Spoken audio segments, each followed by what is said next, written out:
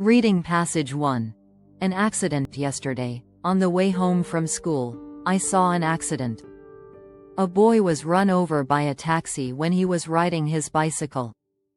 The boy's leg was broken, and it was bleeding badly. Someone there tried to stop the bleeding. They put pressure on it and held it tight. A man used his mobile phone to call the emergency service. Some minutes later, an ambulance arrived and sent the boy to the hospital. 2 policemen came to the scene immediately. Some people told the police that the taxi driver was driving at a very high speed when the accident happened. Some others began talking about the traffic accidents these days and blamed the increasing number of accidents on careless driving and drunk drivers. Reading passage 2.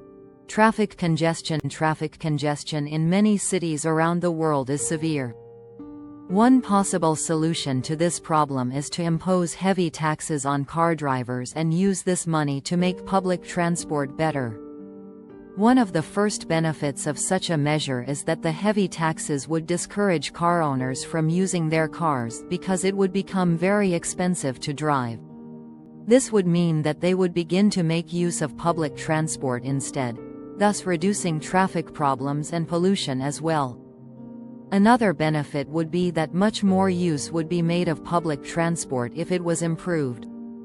It is often the case that public transport in cities is very poor.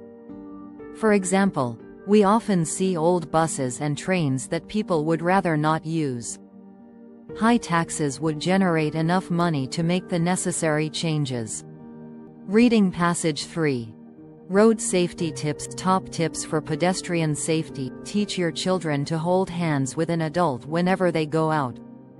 Always use a zebra crossing when one is available and teach children that these are the safest places to cross.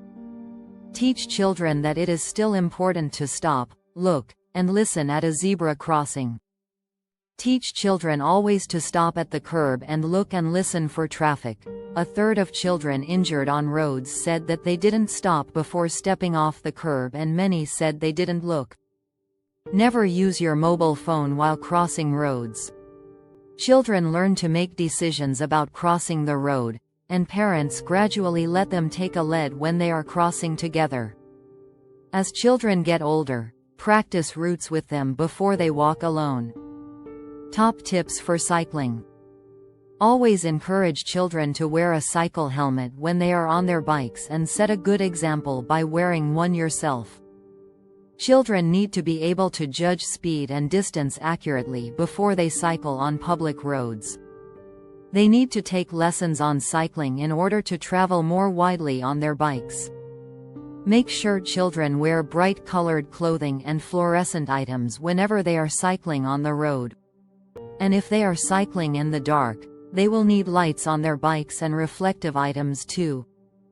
And of course, make sure you use this yourself, to set a good example.